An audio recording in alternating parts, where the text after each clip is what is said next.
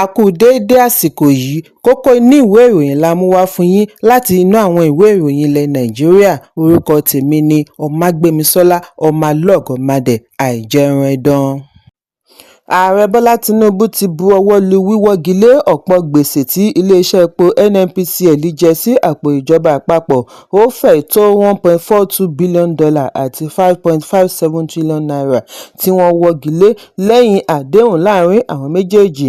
Àfihàn yìí jẹyọ nínú àkọọ́lẹ̀ tí NUPRC ṣe àgbékalẹ̀ síwájú ìgbìmọ̀ níbi ìpàdé oṣù kọkànlá pẹ̀lú Federation Account Allocation Committee (FAAC). Àkọọ́lẹ̀ yìí ṣàlàyé wípé iléeṣẹ́ ààrẹ ní kí wọ́n yọ ọ̀pọ̀lọpọ̀ gbèsè yìí kúrò nínú ìwé ìjọba.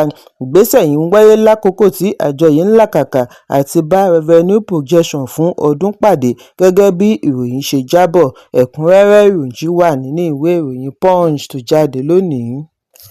Àjọ tó ń gbógun ti títà, rírà àti mímu egbògi olóró NDLEA ti fi ọwọ́ ṣìkún òfin mú ẹlẹ́wọ̀n kan Nwobodo Basil àti ẹ́jẹ̀ǹtì kágò mẹ́ta lórí egbògi olóró kokéènì tí wọ́n tọ́jú pamọ́ sínú sachet liquid stash tí wọ́n ń gbé lọ United Kingdom.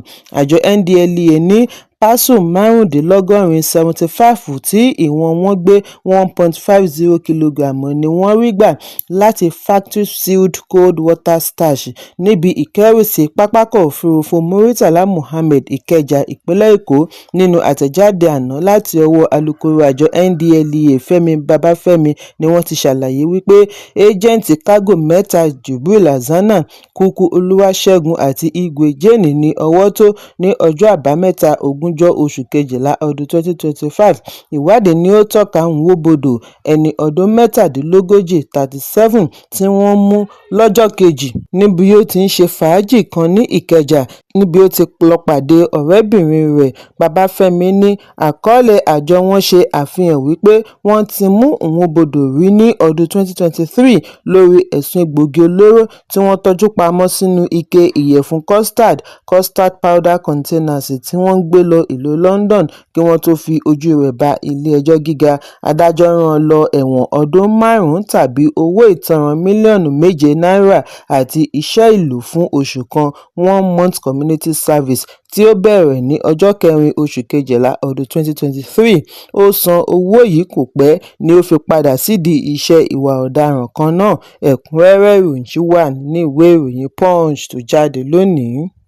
Kò dín ní ènìyàn 3 tí ó di olóògbé lẹ́yìn ìkọlù tí ó wáyé ní ọjọ́ àbámẹ́ta láàrin àwọn ẹ̀ṣọ́ aláàbò àti afurasí oníṣòwò egbògi olóró ní Karaman-Nayale Sabuwa Ngwa Quarters ní ìpínlẹ̀ Katsina. Ìṣẹ̀lẹ̀ yìí ni a gbọ́ wípé ó bẹ̀rẹ̀ lẹ́yìn tí ẹ̀ṣọ́ aláàbò gbìyànjú àti fi ọwọ́ ṣìkún òfin mú elégbògi kan tí wọ́n ń pè ní Uzeru tí gbogbo ènìyàn mọ̀ sí Kuda, tí wọ́n gba ẹ̀rọ ìbánisọ̀rọ̀ rẹ̀ pẹ̀lú egbògi tí wọ́n fura sí. Èyí ló mú Kuda kó àwọn ọ̀rẹ́ rẹ̀ jọ láti rí ẹ̀rọ ìbánisọ̀rọ̀ rẹ̀ gbà padà. Ìgbésẹ̀ yìí yọrí sí fàákájà kí wọ́n tó yìnbọn fún un. Gbẹ̀yìngbẹ́yín ni a gbọ́ wípé ó di olóògbé. Èyí ló dá ìbínú àti rògbòdìyàn sílẹ̀ lágbègbè tí ó padà yọrí sí ikú ènìyàn 3. Iléeṣẹ́ ìròyìn náà ní jábọ̀ wípé wọ́n dáná sun outpost àjọ ààbò ara ẹni láàbò ìlú NSCDC àti àwọn ọkọ̀ alùpùpù. Rògbòdìyàn yìí lè débi wípé ìbẹ̀rù bá àwọn olùgbé bí àwọn aláṣẹ ṣe ń gbìyànjú àti mú àlàáfíà ìjọba. Alukoro àjọ NSCDC ní ìpínlẹ̀ Katsina, Buhari Hamisu, tí ó fìdí ìṣẹ̀lẹ̀ yìí múlẹ̀ ní àlàáfíà tí ń jọba ní agbègbè. Ó ní lẹ́yìn ìṣẹ̀lẹ̀ àkọ́kọ́, àwọn ọ̀rẹ́ olóògbé tún gbìyànjú àti dáná sun outpost NSCDC àti ọlọ́pàá ní Filling, Canada, ṣùgbọ́n tí wọ́n lé wọn. Hamisu ní ìwádìí tí ń lọ lọ́wọ́ láti mọ kókó ohun tí ó fa ìṣẹ̀lẹ̀. Bákan náà ni alukoro ọlọ́pàá ìpínlẹ̀ Abubakar Sadiq Aliyu náà fìdí ìṣẹ̀lẹ̀ yìí múlẹ̀ bí ó ti ní rògbòdìyàn yìí tún fẹ́jú kẹ̀kẹ́ sí i níbi ìsìnkú olóògbé lánàá, bí ó ti rọ ará ìlú kí wọ́n ṣe sùúrù kí wọ́n sì yẹra nínú ìwà ká máa ṣèdájọ́ lọ́wọ́ ara ẹni. Ẹ̀kúnrẹ́rẹ́ ìròyìn wà nínú ìwé ìròyìn Premium Times tó jáde lónìí. Fàákájà ti bẹ́ sílẹ̀ láàrin gómìnà ìpínlẹ̀ Ọ̀yọ́ Ṣèyí Mákindé àti gómìnà àná fún ìpínlẹ̀ Èkìtì Ayọ̀délé Fáyòsé lórí àtìlẹ́yìn owó tí ìjọba àpapọ̀ fi ṣe àtìlẹ́yìn fún ìjọba ìpínlẹ̀ Ọ̀yọ́ lórí ìdúgbàmù tí ó wáyé ní ìlú Ìbàdàn ní ọdún 2024. Nínú èsì Fáyòsé sí ìkọlù Mákindé sí mínísítà ìlú Àbújá Nyesom Wike níbi ìpàdé pẹ̀lú àwọn akọ̀ròyìn ní Ọjọ́rú tí ó kọjá ni gómìnà àná ti fi ẹ̀sùn kan Mákindé wípé kò sọ̀rọ̀ lórí $50 bílíọ̀nù tí ìjọba àpapọ̀ fi ṣe àtìlẹ́yìn lórí ìdúgbàmù tí ó kó bá ọ̀pọ̀lọpọ̀ ilé ní GRA Ìbàdàn, ṣùgbọ́n lánàá ni Mákindé sẹ́ lórí $50 bílíọ̀nù $50 bílíọ̀nù bí ó ti ní $30 bílíọ̀nù ní ìjọba fún wọn. Nínú àtẹ̀jáde tí Fáyòsé fúnra rẹ̀ bu ọwọ́ lù ni ó ti ṣe ẹ̀sùn wípé ó ṣeé ṣe kí Mákindé ti darí owó yìí sídìí ìpolongo fún ìdíje ààrẹ ṣùgbọ́n kò pèsè ẹ̀rí lórí ẹ̀sùn. Nínú àtẹ̀jáde láti ọwọ́ akọ̀wé àgbà Sulaiman Ọlánrewájú ni Mákindé ti sẹ́ lórí $50 bílíọ̀nù wípé $30 bílíọ̀nù péré ni òun rí gbà, bí ó ti tẹ̀síwájú láti yànnàná bí ó ṣe pín owó ọ̀hún. Mákindé ní bí ó tilẹ̀ jẹ́ wípé kò sí nínú ìwà òun àti máa ṣe àfihàn ìwé àkọọ́lẹ̀ ìjọba, òun ní láti ṣe èyí kí ọmọ orílẹ̀-èdè lè mọ ẹni sọ òtítọ́. Mákindé àti Wike jọ wà lára ẹgbẹ́ gómìnà 5 G5 tí wọ́n ṣe àtìlẹ́yìn fún ààrẹ Bọ́lá Tinubu ní ọdún 2023 tako olùdíje du ipò ààrẹ ẹgbẹ́ òṣèlú PDP Atiku Abubakar, ṣùgbọ́n ní báyìí wọ́n ti wà ní ẹgbẹ́ ọ̀tọ̀ọ̀tọ̀ tí òye wọn sì yàtọ̀ síra lórí rògbòdìyàn adarí ẹgbẹ́ òṣèlú. Ẹ̀kúnrẹ́rẹ́ ìròyìn wà nínú ìwé ìròyìn The Nation tó jáde lónìí. Mínísítà ìlú Àbújá Nyesom Wike ti ṣe ìtanilólobó wípé ó ṣeé ṣe kí ẹgbẹ́ òṣèlú People's Democratic Party (PDP) má rọ́wọ́ mú níbi ìdìbò ọdún 2027 látàrí àìní adarí gidi. Níbi ìpàdé òpin ọdún pẹ̀lú àwọn akọ̀ròyìn lónìí ni Wike ti ní pẹ̀lú adarí gidi kí PDP fi ọkàn sí 2031. Ó ní àwọn ní adarí tí kò mọ iṣẹ́ rẹ̀ níṣẹ́, tí kò mọ ohun tí ó yẹ kí ó ṣe, tí kì í gba ìmọ̀ràn ẹlòmíràn. Ó ní bí adarí yìí bá mọ ohun tó ń ṣe, á padà wá sọ wípé àwọn ti ṣe àṣìṣe, èéṣe tí nǹkan fi rí báyìí, kí la lè ṣe láti fi ṣe àtúnṣe. Ó ní àti gbàjọba kọ́ bí kò ṣe wípé àti ṣiṣẹ́ bí iṣẹ́.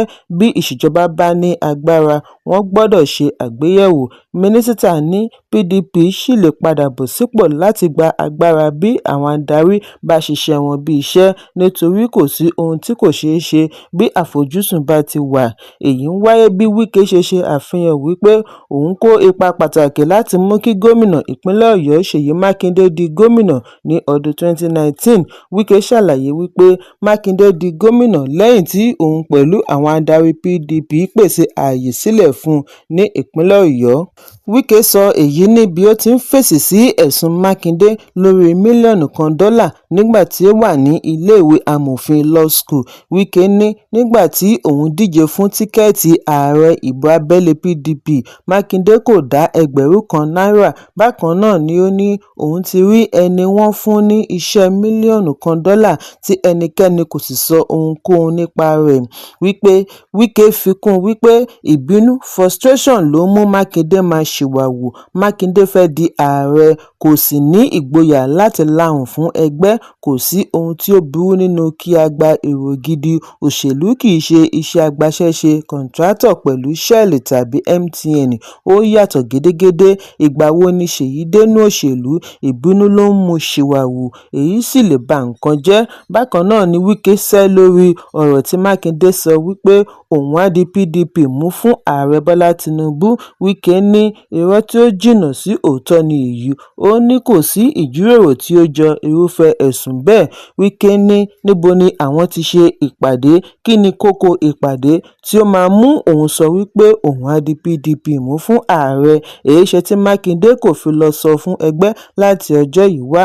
Wike ní òun fẹ́ kí ó wà ní àkọọ́lẹ̀ wípé kò sí ìpàdé tí ó jọ bẹ́ẹ̀. Òun pẹ̀lú gómìnà àná Ikpeazu, gómìnà àná fún ìpínlẹ̀ Benue Ugwuanyi Ifeanyi àti Mákindé ni àwọn jọ lọ kí ààrẹ. Ó ṣe ìrántí bí ẹgbẹ́ G5 ṣe fi ọjọ́ sí tí wọ́n lọ kí ààrẹ láti jíròrò lẹ́yìn ìdìbò. Kì í ṣe ohun tí ó dára kí Mákindé máa pẹ̀gàn wípé òun á di PDP mú fún ààrẹ láì ṣe ìpàdé PDP. Ẹ̀kúnrẹ́rẹ́ ìròyìn wà nínú ìwé ìròyìn Daily Post tó jáde lónìí. Samuel Orhondo Akume tí í ṣe ọmọ bíbí akọ̀wé ìjọba àpapọ̀ Sínátọ̀ George Akume ṣe ìyàwó alárédè pẹ̀lú Deborah Eshima, ọmọbìnrin onímọ̀ ẹ̀rọ Nsula Atoga níbi ayẹyẹ tí ó wáyé ní ìlú Makurdi, ìpínlẹ̀ Benue. Ayẹyẹ yìí kò la ariwo lọ, mọ̀lẹ́bí tí ó súnmọ́ wọn àti èèyàn jàǹkàn-jàǹkàn díẹ̀ ni ó kópa níbi ayẹyẹ, níbi tí a ti rí igbákejì ààrẹ Kashim Shettima láti wá ṣaṣojú ààrẹ Bọ́lá Tinubu kí SGF tó gbà kí i káàbọ̀ síbi ìgbàlejò pẹ̀lú gómìnà ìpínlẹ̀ Benue Anyansị Taliah. Bí ó tilẹ̀ jẹ́ wípé ìgbéyàwó yìí kò la ariwo lọ, àwọn àlejò ńláńlá láti ẹgbẹ́ òṣèlú àti ọ̀tọ̀kùlú ìlú náà bá wọn péjú-pésẹ̀. Ìgbéyàwó yìí ń wáyé ní kété tí Sínátọ̀ Akume ṣe ìgbéyàwó pẹ̀lú olórí Zainab Ọ̀títí Ọbána àti ayẹyẹ eré ìbílẹ̀ tí wọ́n fi kí i káàbọ̀ sí Gboko. Èyí jẹ́ àṣeyọrí ńlá fún ẹbí Akume. Ẹ̀kúnrẹ́rẹ́ ìròyìn wà nínú ìwé ìròyìn The Nation tó jáde lónìí. Kókó inú ìwé ìròyìn àsìkò yìí kò ní jù báyìí lọ. Ẹ pàdé mi ní ìrọ̀lẹ́ fún àkọ́tún ìròyìn. Kí a tó lọ, ẹ má ṣaláì fi àkíyèsí yín ránṣẹ́ kí ẹ sì bá wa subscribe sójú náà wa lórí YouTube kí kókó inú ìwé ìròyìn lè máa tẹ̀ yín lọ́wọ́ ní kíákíá.